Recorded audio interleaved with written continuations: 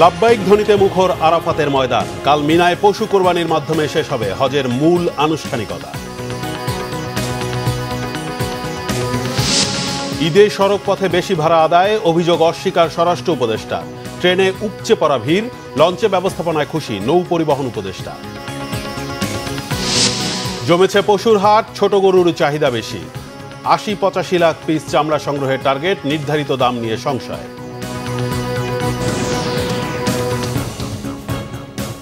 দেখছিলেন crown cement সংবাদ শিরোনাম। এবার বিস্তারিত।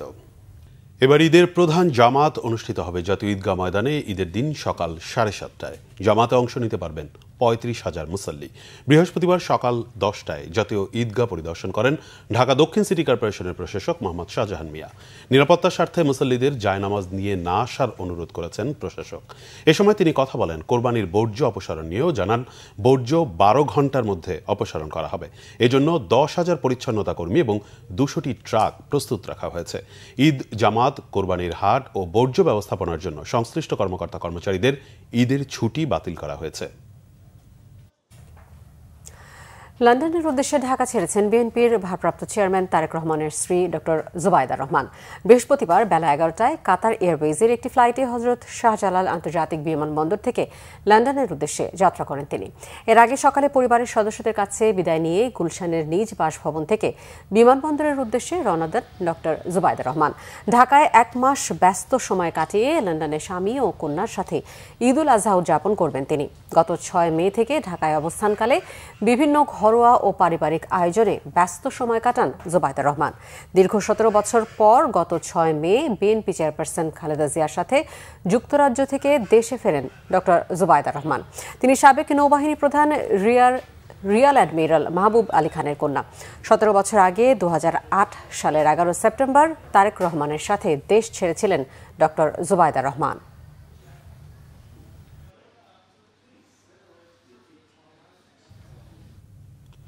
বিএনপির সিনিয়র যুগ্ম মহাসচিব রুহুল কবির রিজভীর অভিযোগ, একটি চক্র বিএনপির ভারপ্রাপ্ত চেয়ারম্যান তারেক রহমান, তার স্ত্রী ডক্টর জুবাইদা রহমান এবং মেয়ে ব্যারিস্টার জাইমা রহমানের বিষয়ে অসত্য তথ্য ছড়াচ্ছে।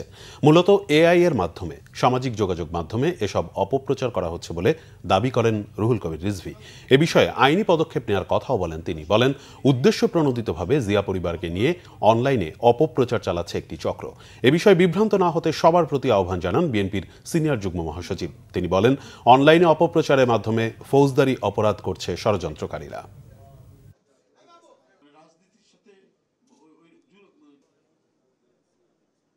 ডাক্তার জুবাইদা রহমান ও ব্যারিস্টার জাইমা রহমানের কোনো ফেসবুক অ্যাকাউন্ট নেই।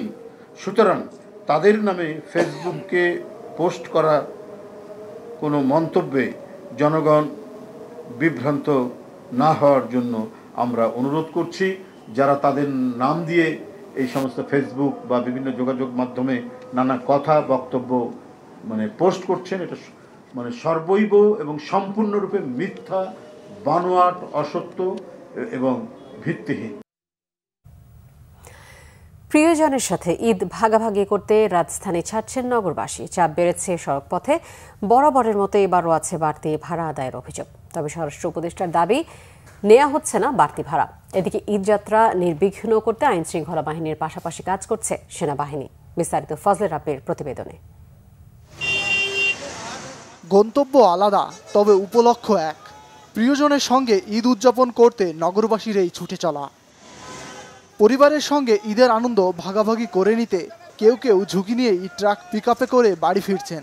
ক্ষেত্র বিশেষে তারা মানতে পারছে না আইন শৃঙ্খলা বাহিনীর নির্দেশনাও। ঈদ আসলেই পরিবহন সংশ্লিষ্টদের বিরুদ্ধে ওঠে বিস্তর অভিযোগ। এবারও তার ব্যতিক্রম নয়। গাবতলী বাস স্ট্যান্ড ঘুরে যাত্রীদের কাছ থেকে পাওয়া গেল একই অভিযোগ। ঈদের সময় আমি 50-60 টাকা বেশি চাইলেও দিয়ে দিচ্ছি, এর আগেও আমি গিয়েছি, কিন্তু এবার আমার কাছে ভাড়া 400 টাকা করে চাচ্ছে এবং কোনো বাসই 400 টাকা ছাড়া যেতে রাজি না। আমরা যেখানেই যাই না কেন ভাড়া 400 টাকা চাচ্ছে। প্রায় 2 ঘন্টা হয়ে গেল, 400 টাকা ছাড়া কোনো গাড়ি আমাদের নিবে না। আমি পাটুরিয়া যাব। বৃহস্পতিবার গাবতলী বাস টার্মিনাল পরিদর্শন করেন স্বরাষ্ট্র উপদেষ্টা মোহাম্মদ জাহাঙ্গীর আলম চৌধুরী। জানালেন, অভিযোগ পেলে ব্যবস্থা নেওয়া হবে। একজনও কিন্তু কেউ বলে নাই যে বাড়তি ভাড়ার কথা। বাড়তি ভাড়া কেউ নেয় নাই। তো অনেকে বলছে যে টিকিট পাচ্ছে না এখনো, যেহেতু বাস যেটা আসছে ওইটা এখন ফিরে আসে নাই, এই জন্য এরা টিকিট পাচ্ছে না, কিন্তু বাড়তি ভাড়ার কথা কেউ বলে নাই। এদিকে ঈদ যাত্রা নির্বিঘ্ন করতে আইনশৃঙ্খলা বাহিনীর পাশাপাশি কাজ করছে সেনাবাহিনী। যে কোনো প্রয়োজনে হটলাইন নম্বরে যোগাযোগ করার নির্দেশনা তাদের। ভাড়া আদায়ের কিছু অভিযোগ আমরা শুরুর দিকে পেয়েছিলাম, যেটা এখন অবশ্য নেই। যখন আমরা ভাড়া আদায়ের অভিযোগগুলো পেয়েছিলাম, অতিরিক্ত ভাড়া আদায়, সেক্ষেত্রে হচ্ছে আমরা ম্যাজিস্ট্রেটের সাথে একসাথে গিয়ে সেখানে আইনানুগ ব্যবস্থা এবং পরবর্তীতে যাতে না করে সেরকম একটা সচেতনতা বৃদ্ধি করে আমরা জনগণকে দিয়ে এসেছি। এবং জনগণদের মাঝে হচ্ছে আমাদের একটি ক্যাম্পের হটলাইন নাম্বার দেওয়া আছে, যার মাধ্যমে হচ্ছে আমাদের এই অভিযোগগুলো তারা হচ্ছে হটলাইন নাম্বার আমাদেরকে জানাচ্ছেন এবং আমরা তদনগাদ আমাদের পেট্রোল টিম এসে ম্যাজিস্ট্রেট সহ এখানে আমরা আইনানুগ ব্যবস্থাগুলো নিচ্ছি। অভিযোগ আর পাল্টা অভিযোগের মধ্যেই এগিয়ে যেতে থাকে মানুষ নিজ নিজ গন্তব্যে ঈদের আনন্দ ভাগাভাগি করতে। ফজলে রাব্বি, বাংলা ভিশন, ঢাকা।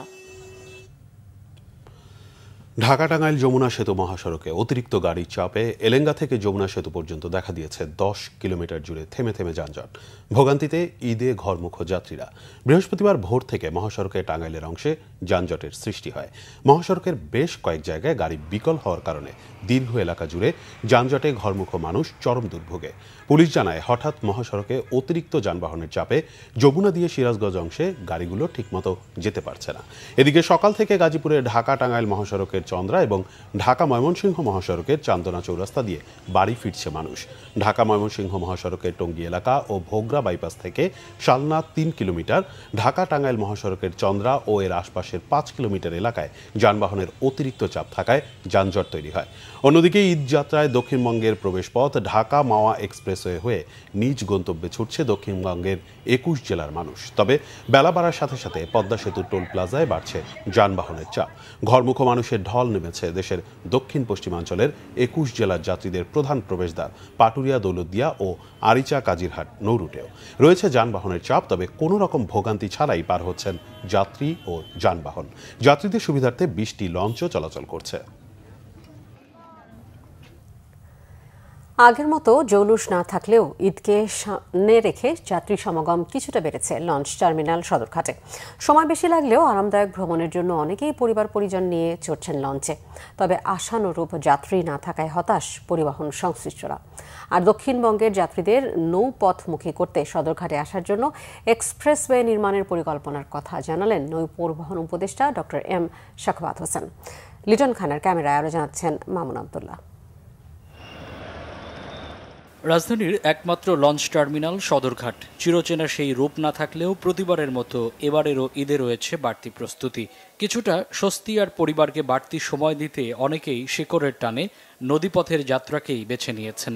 যাত্রীরা বলছেন, সময় বেশি লাগলেও বেশ স্বাচ্ছন্দ্যেই ভ্রমণ করা যায় বাহনটিতে। বাড়ি যাচ্ছি ঈদের আনন্দ সবার লাগে অনুভব করতে, একটু রিল্যাক্সে বসে বা বাথরুমে গেলে একটু সহজেই একটু যাওয়া যায় এরকম। যাত্রীদের টিকিট কেনার হিড়িক নেই, অথচ একসময় ঈদের অনেক আগেই সরগরম থাকত এসব কাউন্টার। দম ফেলার ফুরসত পেতেন না স্টাফরা, কিন্তু এখন আর সেই অবস্থা নেই। ঈদ বলেই হয়তো একটু বাড়তি চাপ যাত্রীদের।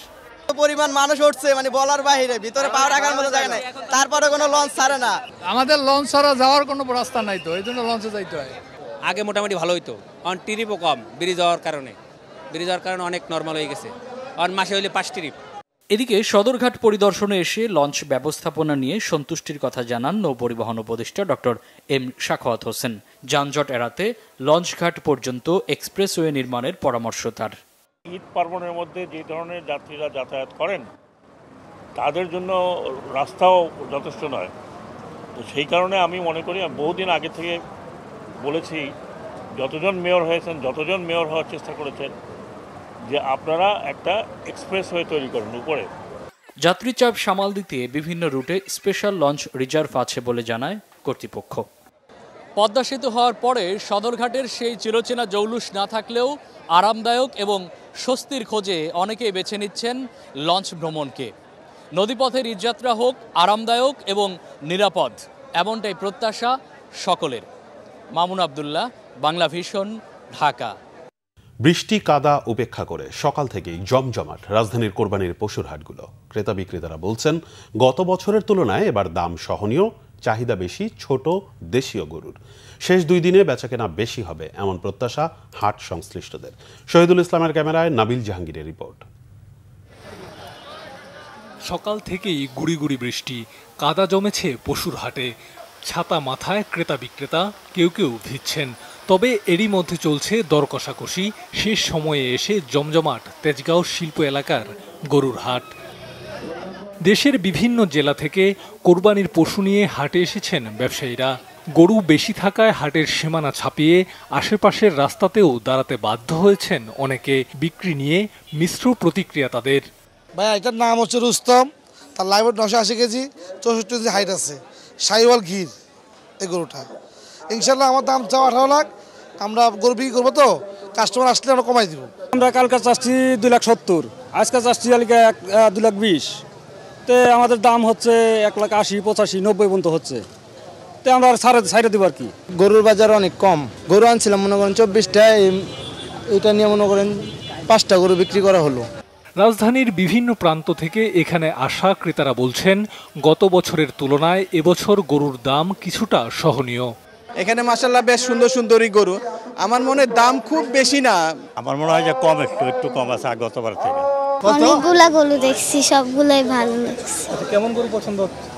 সাদা গরু পছন্দ হয়েছে, এখন দামাদামি করছি। দেখি দামাদামি করতেছি, অনেকগুলো দেখা হয়েছে, ইনশাআল্লাহ হয়ে যাবে। আমার মনে হচ্ছে যে গত বছরের চেয়ে এই বছর হয়তো একটু দাম কম। রিজনেবলের মধ্যে পাইলে তাদেরও পোশাক, ক্রেতাদেরও পোশাক এর মধ্যে তাদের ছেড়ে দেওয়া উচিত। হাট সংশ্লিষ্টরা জানালেন, ঈদের আগের শেষ 2 দিন সবচেয়ে বেশি গরু বিক্রি হবে এমনটাই প্রত্যাশা তাদের। প্রচুর গরু উঠেছে, দাম তো মানে এখানে অন্যান্য বছরের তুলনায় এখানে আমাদের যারা ক্রেতা তারা এখানে বলতেছে যে সহনীয় পর্যায়ে আছে এখনো। শেষ সময়ের হাটে চাহিদা আর যোগানের ওপর ভিত্তি করে ওঠানামা করে পশুর দাম। এর মধ্যেই পছন্দের কোরবানির পশু কিনতে হাটে ছুটছেন ক্রেতারা, চাইছেন সাশ্রয়ী দামে কিনতে, আর বিক্রেতারাও চাইছেন পর্যাপ্ত লাভ হাতে নিয়ে ঈদের আগে বাড়ি ফিরতে। নাবিল জাহাঙ্গীর, বাংলাভিশন, ঢাকা। এবারের ঈদের পশু কোরবানি থেকে 80 থেকে 85 লাখ পিস চামড়া সংগ্রহের টার্গেট ঠিক করেছেন ট্যানারির মালিকরা। সরকার লবণযুক্ত চামড়ার দর ঢাকায় সর্বনিম্ন 1350 টাকা বেঁধে দিলেও ব্যবসায়ীরা বলছেন লবণবিহীন চামড়ার দাম কোনোভাবেই 800 টাকার বেশি হবে না। এদিকে কোরবানির পশুর বর্জ্য অপসারণের আগের তুলনায় কার্যকর ব্যবস্থা নেওয়ার দাবি করেছে ঢাকার 2 সিটি কর্পোরেশন। জিয়াউল হক সবুজের রিপোর্ট। পবিত্র ঈদুল আজহার পশু কোরবানিকে সামনে রেখে চামড়া সংগ্রহের প্রস্তুতি প্রায় শেষ করেছেন আড়তদার, ব্যাপারী ও মৌসুমি ব্যবসায়ীরা। বছরে যত চামড়া সংগ্রহ হয় তার প্রায় 50 থেকে 60% আসে কোরবানির সময়। সেদিক বিবেচনায় জোরালো প্রস্তুতি ট্যানারি মালিকদের। আমরা আশা করছি হয়তো বা 80 থেকে 85 লক্ষ পিস গরু, ছাগল, মহিষ মিলে আপনার চামড়া সংগ্রহ হবে। সরকারের বেঁধে দেওয়া দাম অধিক হয়েছে, কারণ আমাদের যে এক্সপোর্ট প্রাইস, সেই প্রাইজের থেকে কিন্তু আপনার কাঁচা চামড়ার মূল্য বেশি আপনার ধরা হয়েছে। ঢাকার চামড়া 750 থেকে 800 টাকা বা 850 টাকার উপরে হবে না, এবং ঢাকার বাইরের চামড়া কিন্তু আপনার সবসময় 100 থেকে 150 টাকা কম থাকে। সুতরাং আমরা মনে করি যে এটাই রক্তের চামড়ার মূল্য হতে পারে। ন্যায্য দাম নিশ্চিতে এবার চামড়া সংরক্ষণ ব্যবস্থা জোরদার করেছে বাণিজ্য মন্ত্রণালয়। মাদ্রাসা ও এতিমখানায় বিনামূল্যে 30,000 টন লবণ দিচ্ছে সরকার। এরপরও 4 ভাগের 1 ভাগ চামড়া নষ্ট হওয়ার শঙ্কা ট্যানারি মালিকদের। সঠিক সময়ে আপনার লবণটা না দেওয়ার কারণে, এবং আরেকটি হলো আপনার যে এই অদক্ষ শ্রমিকদের চামড়াটা ছাড়ানোর কারণে, এবং পাশাপাশি আপনি ল্যাম ডিজিজের কারণে। এই ডিজিজটা হলে আপনার এই চামড়াটা কোনো গ্রেডে যায় না, এটা খুবই নিম্নমানের একটা কোয়ালিটি হয়, সেটাকে আমাদের ফেলে দিতে হয়। তো আমরা মনে করি যে এইটাও মিলিয়ে, সব কিছু মিলিয়ে আমি মনে করি এই বছর 30% আপনার চামড়া নষ্ট হওয়ার সম্ভাবনা আছে। এদিকে চামড়া বেচাকেনা নির্বিঘ্ন করার পাশাপাশি কোরবানির পশুর বর্জ্য দ্রুত সরাতে দরকারি প্রস্তুতি নিয়েছে ঢাকার 2 সিটি কর্পোরেশন। সিদ্ধান্ত নিয়েছি যে দিনের ময়লা আমরা দিনে সরাবো। এরকম ময়লা কোথাও জমে থাকবে না, ময়লা কোথাও পড়ে থাকবে না, এটাকে মাথায় রেখে আমরা 10,000 কর্মী ডিপ্লয় করেছি। টোটাল ডিপার্টমেন্টের হেড আমরা যারা আছে, আমরা কেউই ছুটি নেই, আমরা মাঠে থাকবো, আমরা জোনে যাব, বিভিন্ন জোনে গিয়ে আমরা এই পুরো কাজের তদারকিটা করব। যেসব বাসায় পশু কোরবানি হবে তাদেরকে আমরা পলিথিনের ব্যাগ দিচ্ছি, এই ওয়েস্টগুলো যেন তারা এই ব্যাগের মধ্যে রাখতে পারেন, পশুর যে বর্জ্যগুলো আছে। 2 নম্বর হচ্ছে ব্লিচিং পাউডার আমরা দিচ্ছি এবং ডেটল আমরা দিচ্ছি, এবং কেন্দ্রীয়ভাবে ওয়ার্ড ভিত্তিক আবার নিজেরাও আমরা ডেটল দিয়ে এগুলো পরিষ্কার করব। নির্ধারিত সীমানার বাইরে পশুর হাট না বসানো এবং হাট ব্যবস্থাপনা সমন্বিত করার তাগিদও দিয়েছে সিটি কর্পোরেশন। সুতরাং আমাদের সার্ভিলিয়েন্স কন্টিনিউয়াস আমাদের আছে এবং চলছে। জিয়াউল হক সবুজ, বাংলা ভিশন, ঢাকা। কামারপাড়ায় টং টং আওয়াজ জানান দিচ্ছে দরজায় কড়া নাড়ছে পবিত্র ঈদ উল আজহা। ঈদ উল আজহা এলেই বদলে যায় বাজারের এই অংশের চিত্র। বটি, ছুরি, চাপাতি তৈরিতে ব্যস্ত হয়ে পড়েন কামাররা। আল মাসুম সবুজের ক্যামেরায় আসমা আক্তার নূপুরের প্রতিবেদন। ঈদুল আজহার আর মাত্র 2 দিন বাকি। বেশ আগে থেকেই কোরবানির জন্য নতুন সরঞ্জাম তৈরি করলেও ঈদের আগে আগে তৈরি করা দা, বটি, ছুরি, চাপাতিতে ধার দিতে ব্যস্ত সময় পার করছেন কামারিরা।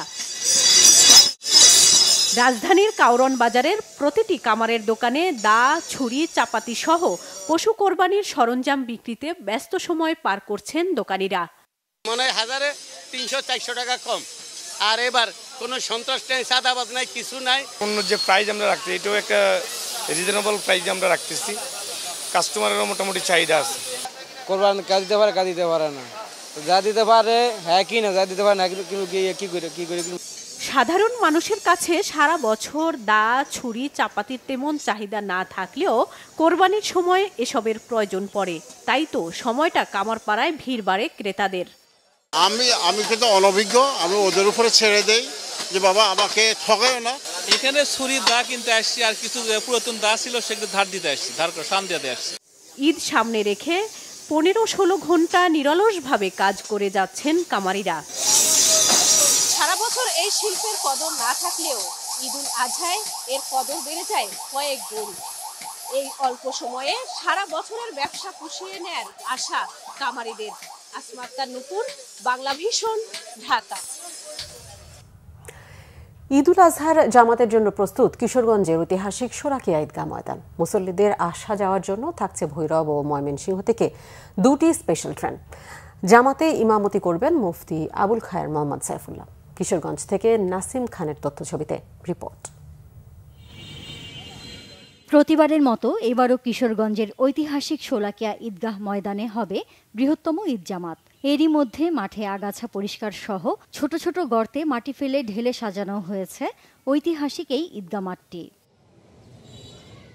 বৃহত্তম এই জামাতে ঈদের নামাজ আদায় করলে মনে প্রশান্তি আসে বলে মনে করেন মুসল্লিরা। ঐতিহ্যবাহী শোলাকিয়া ঈদগাহ ময়দান এটি একটি বরকতময় জামাত এখানে অনুষ্ঠিত হয়। আপনাদের ব্যস্ততা থাকলেও আপনারা চেষ্টা করবেন ঈদ উল আজহার নামাজ এখানে আদায় করার জন্য। দাদা বাবা সবাই আসছি। দাদা মারা গেলে পরে বাবার সাথে, বাবা মারা গেলে পরে আমরা নিজেরা আসছি। আমাদের ছেলেমেয়েরা নাতি-নাতনিকে নিয়ে আমরা এখানে নির্দিষ্ট যায় লক্ষ লক্ষ মানুষের সাথে নামাজ পড়ি। এখানে সকলে মিলে জামাত পড়লে সব বেশি। হাদিসও আছে ইয়াদুল্লাহি মাল জামাত। সুতরাং আপনারা যারা আশপাশে আছেন বা দূরবর্তী যারা আছেন চেষ্টা করবেন এখানে জামাত করার জন্য। তো প্রতি বছরের নেই এই বছরও আমাদের ঐতিহাসিক শোলাকিয়ার মাঠে লাখো লাখো মুসল্লিদের সমাগমে ঈদুল আজহার নামাজ অনুষ্ঠিত হবে। মুসল্লিদের যাতায়াতের সুবিধার্থে শোলাকিয়া এক্সপ্রেস নামে 2টি স্পেশাল ট্রেন ভৈরব কিশোরগঞ্জ ও ময়মনসিংহ কিশোরগঞ্জ আসা যাওয়া করবে। দূর থেকে আসা মুসল্লিদের থাকা খাওয়ার ব্যবস্থা নিয়েছে জেলা প্রশাসন। নিশ্চিত নিরাপত্তার ব্যবস্থা রাখা হয়েছে এবং অনেকেই ঈদের জামাতে অংশগ্রহণ করতে এসে অনেক মুসল্লি হঠাৎ করে অসুস্থ হয়ে পড়েন ঈদ জামাতে এসে। তো তাদের চিকিৎসার জন্য আমরা সিভিল সার্জনের মাধ্যমে একটি মেডিকেল টিম রেখেছি, যাতে অসুস্থ মুসল্লিদের যাতে আমরা দ্রুত চিকিৎসা দিতে পারি। ঈদ জামাতকে কেন্দ্র করে নিরাপত্তার চাদরে ঢাকা থাকবে পুরো মাঠ ও আশপাশ। কঠোর নজরদারি রাখতে নির্মাণ করা হয়েছে কয়েকটি ওয়াচ টাওয়ার। এই এলাকার সার্বিক নিরাপত্তার জন্য আমরা একসাথে র্যাব, বিজিবি, সেনাবাহিনী, জেলা প্রশাসন মিলে একসাথে কাজ করছি। সাদা পোশাকে গোয়েন্দা নজরদারি থাকছে, সিসিটিভি সার্ভেলেন্স থাকছে সার্বক্ষণিক, এবং স্ট্রাইকিং ও রিজার্ভ ফোর্স। 1828 সাল থেকে কিশোরগঞ্জ শহরের পূর্ব প্রান্তে নরসুন্দা নদীর তীরে শোলাকিয়া ঈদগাহে ঈদের জামাত শুরু হয়। Bangla vision, news desk. Eid ul আজহায় ব্যাংকগুলোতে টানা 10 দিনের ছুটির নেতিবাচক প্রভাব খুব একটা পড়েনি এটিএম বুথগুলোর কারণে। বুথগুলোয় আজ দেখা গেছে টাকা তোলার প্রবণতা। দীর্ঘ এ ছুটির সময় সব ব্যাংকে তাদের নিজস্ব ও অংশীদার প্রতিষ্ঠানের এটিএম বুথগুলোতে পর্যাপ্ত পরিমাণ নগদ অর্থ সরবরাহ করতে নির্দেশ দিয়েছে বাংলাদেশ ব্যাংক। গোলাম মইনুল হাসানের রিপোর্ট। বৃহস্পতিবার থেকে টানা 10 দিনের ছুটিতে ব্যাংকগুলো। তবে পোশাক শ্রমিকদের বেতন, রপ্তানি বিলের সুবিধার্থে ও কোরবানি পশুর হাটের পাশে অবস্থিত ব্যাংকগুলোর শাখাগুলোতে সীমিত পরিসরে 5, 11, 12 জুন খোলা রাখতে বলেছে কেন্দ্রীয় ব্যাংক। একই সাথে ঈদের ছুটির মধ্যে এটিএম বুথে পর্যাপ্ত পরিমাণ টাকা রাখা ও বুথের নিরাপত্তার জন্য ব্যাংকগুলোকে নির্দেশনা দিয়েছে বাংলাদেশ ব্যাংক। এটিএম এর ক্ষেত্রে আমাদের নির্দেশনা আছে যে আমরা যারা গ্রাহকরা যাতে কোনো এটিএম বুথে যেয়ে শাটার নামানো দেখতে চাই না, এবং মেশিনে কাজ করতেছে না মেশিন তাও দেখতে চাই না, এবং মেশিনের পর্যাপ্ত টাকা নেই এটাও দেখতে চাচ্ছি না। আবার একইভাবে ব্যাংকও যাতে অভিযোগ না তুলতে পারে যে বাংলাদেশ ব্যাংকের কাছ থেকে তার পর্যাপ্ত লিকুইডিটি পায়নি। আমরা তাদের যে নির্দেশনা দিয়েছি সেই নির্দেশনা যাতে পরিপালন করতে পারে সেই প্রকার সহযোগিতাও আমরা করছি। বুথের টাকা শেষ হবার আগেই এই বিষয়ে সংশ্লিষ্ট ব্যাংকগুলো ব্যবস্থা গ্রহণ করছে। হেড অফিস থেকে সরাসরি এগুলো মনিটরিং করে, ওখান থেকে যে কোন মেশিনের কত টাকা আছে বা কমে যাচ্ছে বা ফিনিশ হয়ে যাচ্ছে। যখন ফিনিশ হয়ে যাবে তখন ওরাই এই থার্ড পার্টি যে ক্যাশ লোডিং টিম আমাদের যেটা আছে তাদেরকে ইনফর্ম করে, ওরা সাথে সাথে এসে লোড দিয়ে চলে যায়। বুথগুলোতে টাকার সংকট না হলে ব্যাংক বন্ধ থাকলেও সাধারণ গ্রাহকরা সমস্যা মনে করছেন না। কার্ড বা অ্যাকাউন্ট নাম্বার দিয়ে তারপর আমি টাকাগুলো দিলে মেশিন অটোমেটিকলি টাকাটা নিয়ে নিচ্ছে, যার ফলে আমার তো ব্যাংক বন্ধ থাকলেও কোনো প্রবলেম হচ্ছে না। আধুনিক যেই সিস্টেমগুলো কিংবা মানে প্রযুক্তির যে একটা ব্যবহার, এটা আসলে আমরা ইউটিলাইজ করতে পারতেছি। আগে চেকের সিস্টেম ছিল, তখন ব্যাংক যদি বন্ধ থাকতো যেহেতু আমার আজকে পেতাম না, তো আমার একটা হয়রানি হতো, সেই হয়রানির হাত থেকে আমরা বেঁচে গেলাম। ব্যাংক সংশ্লিষ্টরা জানিয়েছেন ঈদের ছুটির মধ্যে এটিএম বুথগুলোর নিরাপত্তার জন্য নেওয়া হয়েছে বাড়তি সতর্কতা। গোলাম মনিরুল হাসান, বাংলা ভিশন, ঢাকা। তথ্য প্রযুক্তি খাতে 14,000 মানুষের কর্মসংস্থানের সুযোগ সৃষ্টির লক্ষ্য নিয়ে এগিয়ে চলার আগেই মুখ থুবড়ে পড়েছে হাইটেক পার্ক। বিগত সরকার পালিয়ে গেলে লুটপাট ও ভাঙচুর করা প্রকল্পটিতে ফলে নিরাপত্তাহীনতায় ভুগছেন বিনিয়োগকারীরা। প্রকল্প সংশ্লিষ্টরা বলছেন নিরাপত্তা নিশ্চিত সহ ক্ষতিগ্রস্ত অবকাঠামো সংস্কার করা গেলে আবারও ঘুরে দাঁড়াবে প্রকল্পটি। পরিতোষ চৌধুরী আদিত্যদের সাথে নিয়ে আরো জানাচ্ছেন ফজলে রাব্বি। আইটি খাতে কাঙ্ক্ষিত বৈদেশিক মুদ্রা অর্জন করতে হলে দক্ষ মানব সম্পদ সৃষ্টির বিকল্প নেই। আর এই লক্ষ্যে 2017 সালে রাজশাহীতে পদ্মাপাড়ে 343 কোটি টাকা ব্যয়ে স্থাপন করা হয় হাইটেক পার্ক। প্রকল্পের উদ্দেশ্য ছিল দেশি বিদেশি বিনিয়োগকারীদের মাধ্যমে তথ্য প্রযুক্তি খাতে কর্মসংস্থান সৃষ্টি করা। তবে সেই লক্ষ্য খুব একটা পূরণ হয়নি প্রকল্পটিতে। গত 5 আগস্ট রাজনৈতিক পট পরিবর্তনকালে জনতার রসানলে পড়ে শেখ হাসিনার আমলের সাদা হাতে হিসেবে পরিচিত এই প্রকল্প। তবে এতে সাধারণ উদ্যোক্তারা আর্থিক ক্ষতির শিকার হন, এমনকি বন্ধ হয়ে গেছে অনেক প্রতিষ্ঠান। তারা আশায় ছিলেন পরিবর্তিত পরিস্থিতিতে সরকারি সাহায্যে ঘুরে দাঁড়াতে পারবেন, কিন্তু নানাভাবে যোগাযোগ করেও সরকারি কোনো সহায়তা পাচ্ছে না তারা।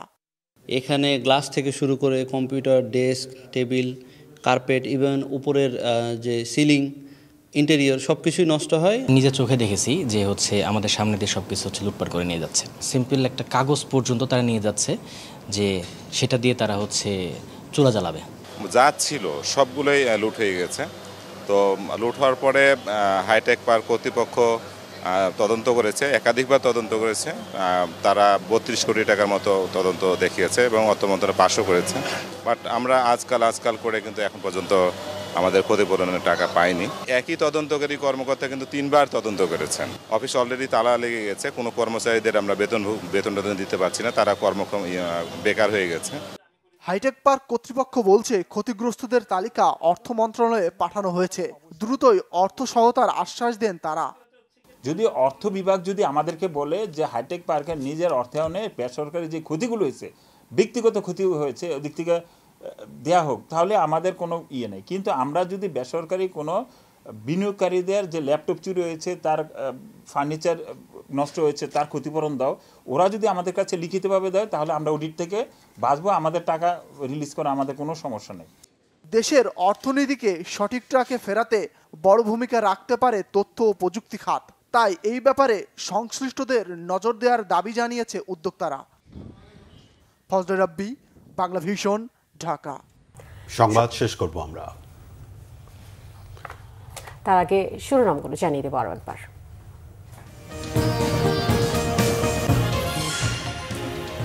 লাব্বাইক ধ্বনিতে মুখর আরাফাতের ময়দান। কাল মিনায় পশু কোরবানির মাধ্যমে শেষ হবে হজের মূল আনুষ্ঠানিকতা।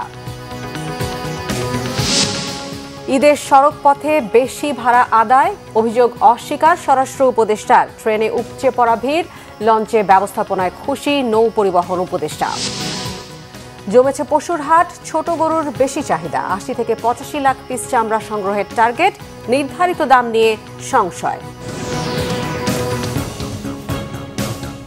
এই ছিল এখনকার মতো। পরবর্তী সংবাদ রাত ১টায় দেখার আমন্ত্রণ রইল। এছাড়া বাংলাভিশন সংবাদ ও সংবাদ সংশ্লিষ্ট অনুষ্ঠান দেখতে ভিজিট করুন www.bbnews24.com ও facebook.com/banglavishnnews এবং সাবস্ক্রাইব করুন youtube.com/banglavishnnews।